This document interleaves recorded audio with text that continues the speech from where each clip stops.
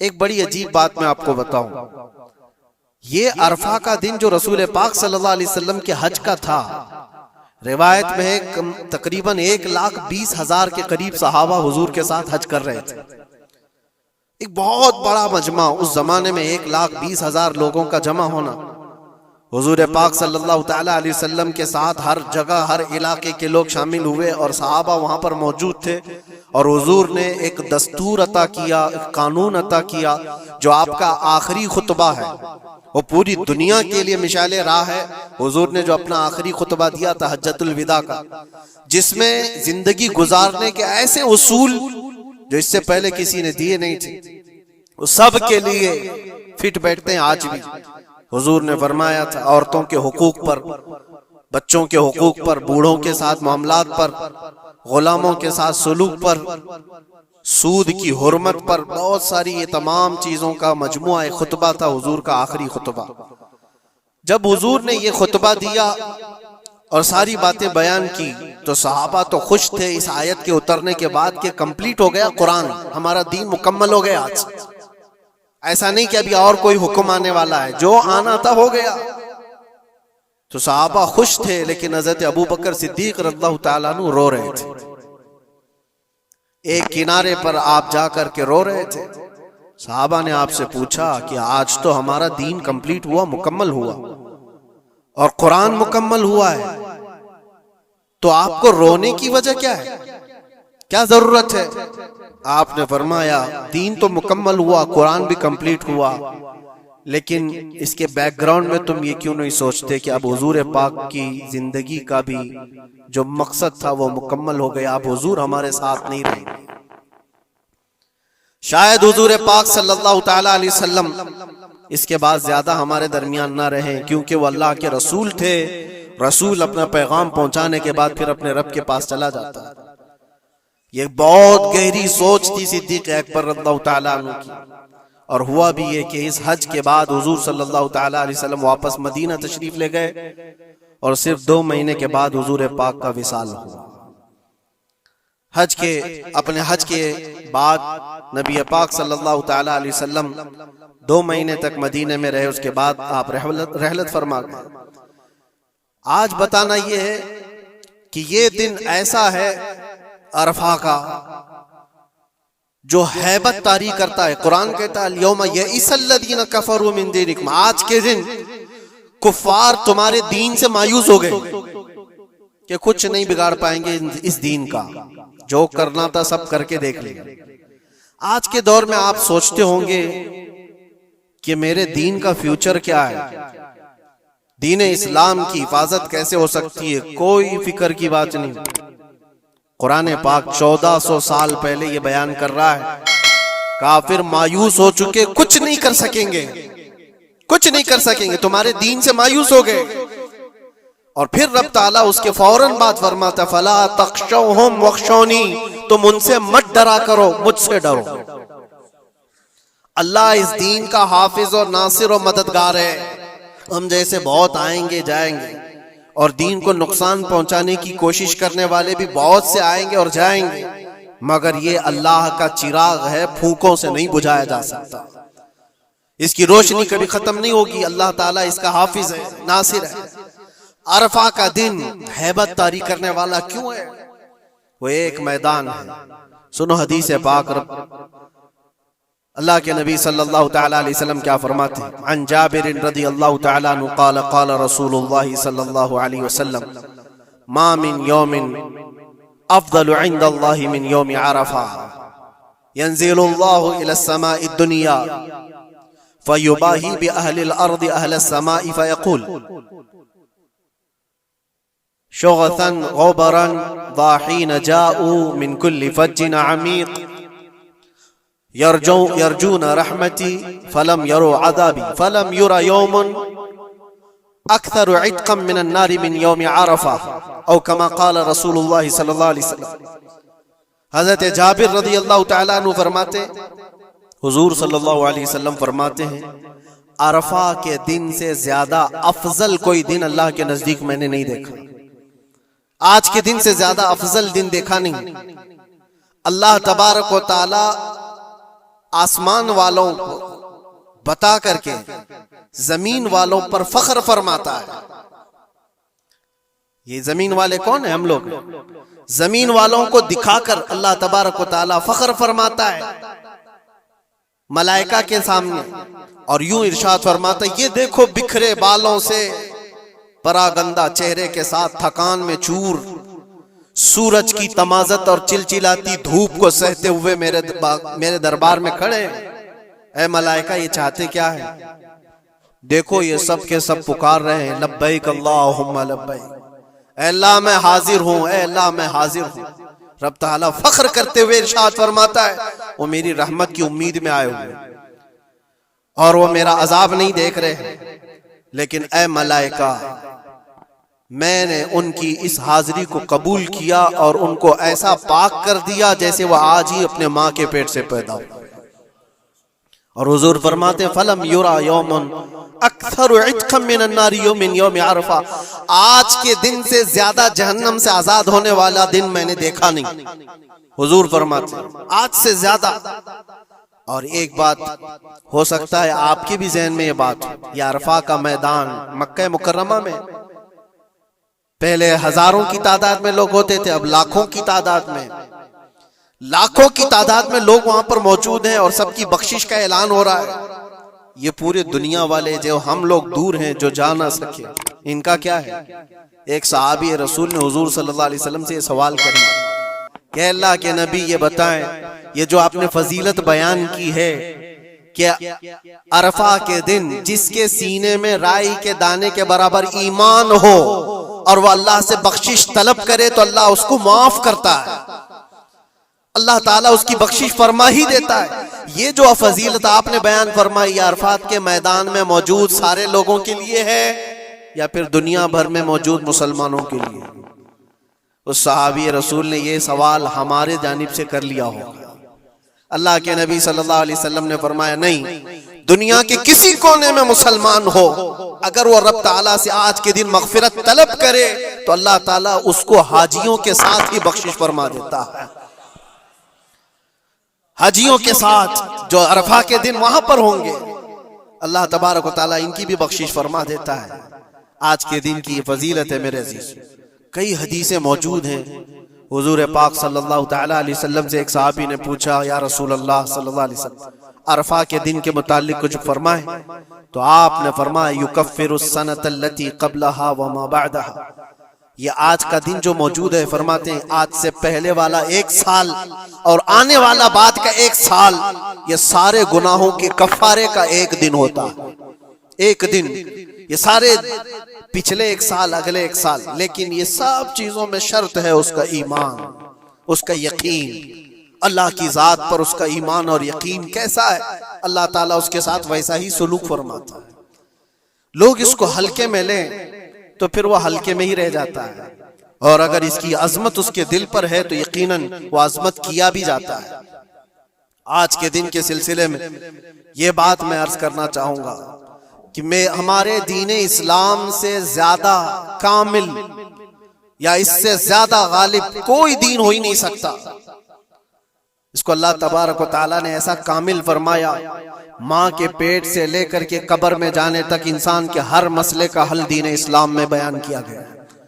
قرآن پاک اللہ تعالیٰ فرماتا ہے کہ ہم نے ہر چیز کا بیان اس میں واضح طور پر کر دیا ہے. وَلَا رَطْبٍ وَلَا يَابِسٍ إِلَّا فِي كِتَابٍ مُبِينٍ، کوئی خشک چیز یا کوئی تر چیز ایسی چھوٹ ہے ہی نہیں جو قرآن میں بیان نہ کی گئی ہو.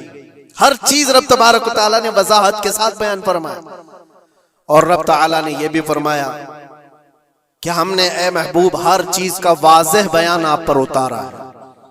ساری چیزیں جو کمپلیٹ ہیں ہمارے دین کے اندر. لوگوں کو ایسا لگتا ہے کہ دین اس میں کچا ہے اس میں کچا ہے، جو غیر مسلموں کی طرف سے اعتراضات ہیں. میں چیلنج کے ساتھ کہتا ہوں، میں ایک چھوٹا سا قرآن کا طالب علم، میں ایک چھوٹا سا خادم ہوں، لیکن آج کے زمانے میں جس کو قرآن پاک کے انکمپلیٹ ہونے پر یا پھر دین اسلام میں کسی شوشے کے باقی رہنے پر سوال ہو وہ ہم سے بات کر سکتا ہے. انشاءاللہ الذی شافی و وافی جواب دیا جا سکتا ہے رب تعالیٰ کے فضل سے، اس لیے کہ ہمیں پتہ ہے ہمارا علم کم ہو سکتا ہے لیکن رب کا وعدہ اور رب کا فرمان غلط نہیں ہو سکتا. رب نے جو فرمایا اس دین کو کمپلیٹ کر دیا گیا تو دین مکمل ہے. دین مکمل ہے. کس کے حقوق پر بات نہیں کیا اسلام نے؟ کس کے حقوق پر؟ دنیا آج اپنا اپنا دین اپنا اپنا ریلیجن لے کر بیٹھتی ہے. میں بتاؤں اسلام پر اعتراضات کرنے سے پہلے ذرا حقوق نسواں ویمن رائٹس کے بارے میں بات کرو. بہت ساری تنظیمیں بات کرتی ہیں آج عورتوں کے حقوق کے بارے میں، لیکن وہ اپنے گریبان میں کبھی جھانکتے نہیں. یہ وہ دنیا ہے جہاں عورتوں کے ساتھ سلوک کیا تھا پتہ ہے؟ رومن ایمپائر جو دنیا کا سب سے بڑا ایک نظام چلانے والی حکومت تھی. رومن ایمپائر، پرشین ایمپائر نام سنا ہوگا آپ نے. اور یونانی حکومتیں تھی. یونانی حکومتوں کے درمیان عورتوں کے سلسلے میں ایک کانفرنس کی گئی تھی کہ ان کو انسان سمجھا جائے کہ نہیں سمجھا جائے. عورتوں کو جب بازاروں میں لایا جاتا تھا تو 5 زنجیریں ان کے جسم پر ڈال کر لاتے تھے، 2 ہاتھوں میں، 2 پیروں میں اور 1 گلے میں. یہ 5 زنجیروں کے ساتھ مرد عورت کو ہانکتا ہوا بازار میں لاتا تھا. عورت کا یہ مقام تھا دنیا کے پاس. اور وہ 5 زنجیروں کو کاٹ کر کے اسلام نے عورت کا زیور بنا دیا. عورتوں کے حقوق پر بات کرنے والی بہت ساری تنظیمیں ذرا تاریخ پڑھ کر کے دیکھو. دور کیوں جائیں؟ جس ملک میں ہم جی رہے ہیں یہاں ستی کی رسم ہوا کرتی تھی. یعنی کسی کا پتی مر گیا ہو تو عورت کو جینے کا حق نہیں تھا، بلکہ ستی ایک ایسی رسم تھی. ایسے ایک رسم کا نام ہے کہ شوہر کے انتقال کے بعد زندہ عورت کو بھی جلا دیا جاتا تھا. عورت کو بھی جل جانا تھا. چند دنوں کے بعد پھر ماحول تبدیل ہوا تو اس میں تھوڑا سا اپ گریڈ کیا ہوا تھا معاملہ کہ اب جلایا نہیں جائے گا لیکن اس کو معاشرے سے دور جنگلوں میں چھوڑ دیا جائے گا. عورت زندہ تو رہے گی لیکن معاشرے میں نہیں رہے گی. بیوہ عورت کے لیے معاملات تھے. بیوہ عورت کو اپشگن سمجھا جاتا تھا. وہ آج بھی بہت سارے جاہلوں کے درمیان موجود ہے یہ رسم. کوئی بیوہ عورت آئی تو لوگ یہ سمجھنے لگتے ہیں کہ گھر میں اپشگن ہو جائے گا. یہ سارے معاملات عورتوں کے حقوق کے سلسلے میں کس نے ختم کیا ہے؟ یہ سارے رسم و رواجات. اور یہودیوں کے ہاں کیا تھا؟ عیسائیوں کے ہاں کیا تھا؟ ان کے ہاں یہ تھا کہ عورت اگر ناپاکی کے دن میں آ جائے، جو اس کے منتھلی پیریڈز کے دن ہوتے ہیں، تو عورتوں کو استبل میں رکھا جاتا تھا جہاں گھوڑے باندھے جاتے تھے، جہاں جانور ہوتے تھے. ان کا برتن الگ، ان کا گلاس الگ، ان کا چمچ الگ، ان کے کھانے کی چیزیں الگ ہو جاتی تھی. یہ عورتوں کے ساتھ معاملات یہود کیا کرتے تھے، یہودی کرتے تھے. آج پوری دنیا میں یہ اعتراضات اٹھائے جاتے ہیں کہ اسلام عورتوں کو 4 دیواری کے اندر رکھتا ہے. ظالموں، تمہیں پتہ نہیں یہ اسلام ہی ہے جس نے جنت کو عورت کے قدموں کے نیچے رکھا. الجنت تحت اقدام الامہات. میرے آقا نے فرمایا ہے لوگوں تمہاری جنت تمہارے ماں کے قدموں کے نیچے. اس کو بہن کی شکل میں کیا فرمایا اور بیوی کی شکل میں کیا مقام دیا. ذرا پڑھ کر کے تو دیکھو اسلام کو. ایک لقمہ بھی اگر کھلاتے ہو بیوی کو تو صدقے کا ثواب رکھا گیا. بہن کی دعا بھائی کے حق میں ایسے قبول ہوتی ہے جیسے کوئی خانہ کعبہ کے پاس دعا کر رہا ہو.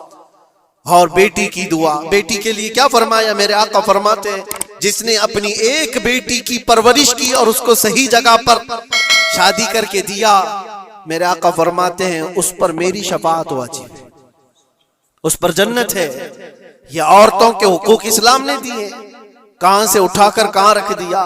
اور جو بیواؤں کے ساتھ سلوک تھا، بیوہ کو اپشگن مانا جاتا تھا. 1 2 نہیں 10 بیوہ عورتوں سے میرے آقا نے نکاح فرمایا. سید الانبیاء ہیں، سید الرسول ہیں. ارے حضور پاک صلی اللہ علیہ وسلم چاہتے ہیں نا تو بڑے بڑے بادشاہوں کی بیٹیاں حضور کے حرم میں آ جاتی. حضور پاک صلی اللہ تعالی علیہ وسلم کے نکاح میں آتی حضور اگر چاہتے. اور عرب لوگ یہ پیشکش کر بھی چکے تھے. عرب جو ہے آ کر حضور سے کہے بھی تھے کہ تم جوان ہو محمد، اگر تم چاہو تو سب سے حسین لڑکیاں دنیا کی تمہارے پاس لا کر رکھ دیں گے. سب سے حسین لڑکیاں، سب سے مالدار لڑکیاں، کسی بادشاہ کی بیٹی ہو یا کسی بہت بڑے امیر ذاتی ہو، کوئی امیر ذاتی ہو، دوشیزہ ہو، تمہارے ہاں لا کر رکھ دیں گے. عربوں نے کہا تھا بس ایک شرط ہے، تم یہ دین کی دعوت دینا چھوڑ دو. تم یہ اسلام کی بات کرنا چھوڑ دو، تمہارے لیے ہر طرح کا حسن لا کر رکھ دیا جائے گا۔ میرے آقا نے ان کی اس پیشکش کو ٹھکرا کر کے 25 سال کی عمر میں 40 سال کی بیوہ سے نکاح فرمایا تھا۔ یہ حضور پاک صلی اللہ تعالی علیہ وسلم نے عورتوں کے حقوق نہیں بیان فرمائے، اور آخری خطبے میں بھی حضور نے یہ حقوق بیان کیے اپنے جانے سے پہلے۔ عورتوں کے معاملات میں تم کو اللہ سے ڈراتا ہوں کہ ان کے ساتھ حسن سلوک کرو۔ اسلام میں کوئی چیز باقی نہیں چھوڑی حضور۔ یہ آخری خطبہ تھا حضور کا آج کے دن، عرفہ کے دن حضور نے یہ فرمایا تھا کہ آج کے دن میں اعلان کرتا ہوں کوئی گورا کالے سے افضل نہیں، کوئی عربی اجمی سے افضل نہیں، تم سب کے سب کلکم من آدم و آدم من تراب، تم سب کے سب آدم سے پیدا کیے گئے ہو اور آدم کو مٹی سے بنایا گیا۔ یہ حضور پاک صلی اللہ علیہ وسلم نے فرمایا ایکویلٹی، برابری، یکساں حقوق۔ دنیا جو کہتی ہے کہ سب کو برابر کے حقوق ہونا چاہیے، سب ڈھکوسلے ہیں، دعوے ہیں، کسی کے یہاں کوئی برابری نہیں۔ برابری کس کو کہتے ہیں پتہ ہے؟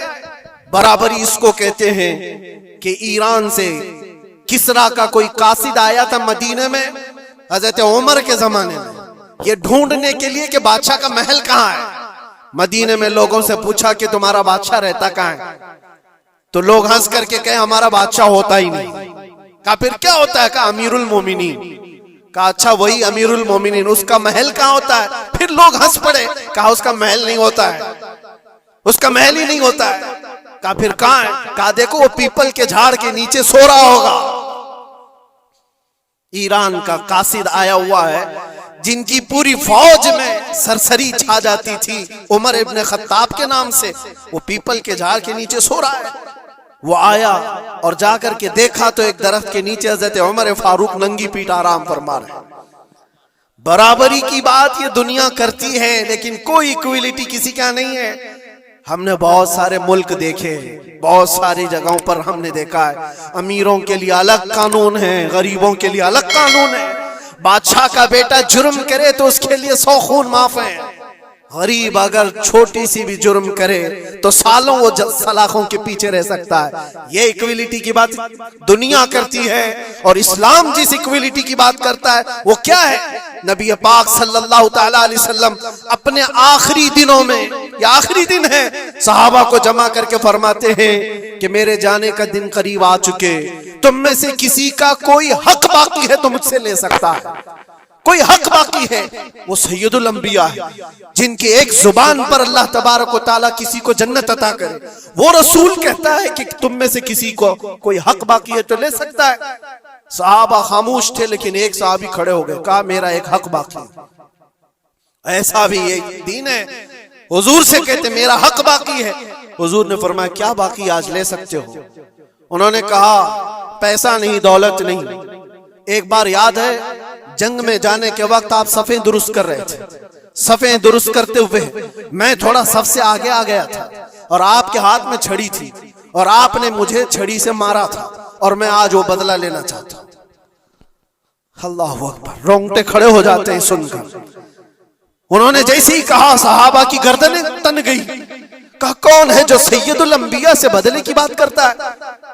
حضرت عمر تلوار نکالتے، حضور نے فرمایا خاموش عمر، یہ اسلام ہے، یہ اسلام ہے، اندر رکھو۔ اور صحابی سے کہا اجازت ہے تم بدلہ لے سکتے ہو۔ حضور پاک صلی اللہ تعالی علیہ وسلم کھڑے ہو گئے، وہ صحابی آگے آئے اور کہا کہ میں بدلہ اس صورت میں لوں گا کہ جس وقت آپ نے مجھے مارا تھا اس وقت میرے بدن پر کوئی کپڑا نہیں تھا، میں صرف لنگی پہنا ہوا تھا، تہبند تھی، اوپر کا جسم میرا کھلا ہوا تھا، میرے جسم پر کوئی لباس نہیں تھا، اوپر صرف تہبند پہنا ہوا تھا۔ میں چاہتا ہوں کہ آپ بھی صرف تہبند پر ہو، آپ کا جبہ نکال دیجیے۔ آپ حضور پاک صلی اللہ علیہ وسلم نے کوئی تاخیر نہیں فرمائی، فوراً اپنا جبہ اتار دی۔ صحابہ دیکھ کر کے حیرت زدہ تھے، سب کے جسموں پر کپ کپی تھی، یہ کون بندہ ہے؟ محبوب خدا کی بارگاہ میں اس طرح کی بات کرتا ہے؟ اللہ تبارک و تعالیٰ جس کے لیے حکم فرمائے، جبرائیل جس کے قدموں کا بوسہ لے، آج وہ سید الانبیاء کے سامنے بدلے کی بات کر رہے، سب حیرت زدہ تھے، لیکن فرمان تھا مصطفیٰ کا، کسی نے کچھ نہیں کہا۔ حضور نے جبہ اٹھا دیا، وہ صحابی بڑھ کر کے آئے، پیچھے کی طرف آئے، اور حضور پاک کے دو کندھوں کے بیچ میں جو مہر نبوت تھی اس کو چوم کر کے بوسے لینے لگے اور کہا فزت برب الکعبہ، رب کعبہ کی قسم میں اپنی مراد کو پہنچ گئے۔ کہا بس یہ بدلہ لینا تھا کہ حضور پاک صلی اللہ علیہ وسلم کے دونوں کندھوں کے بیچ میں مہر نبوت تھی جو سورج سے زیادہ چمکتی تھی۔ وہ صحابی کہتے ہیں مہینوں سے، سالوں سے مجھے اس کا انتظار تھا کہ ایک بار مہر نبوت دیکھ لوں، میں نے یہ راستہ اختیار کیا صرف مہر نبوت کو چومنے کی۔ واقعات تو اپنی جگہ پر، لیکن حضور سید الانبیاء نے اپنے آپ کو جو پیش فرمایا، بتاؤ کوئی اس سے زیادہ ایکویلٹی کی بات کر سکتا ہے؟ کوئی آئے جواب دینے کے لیے جنتا کے سامنے تو پتہ چلے وہ صرف دین اسلام ہے۔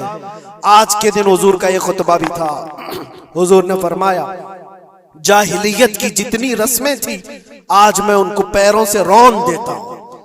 حضور نے فرمایا سب کو میں نے رون دیا، اور جتنے بھی سود کے معاملات تھے میں نے سب کو ختم کر دیا۔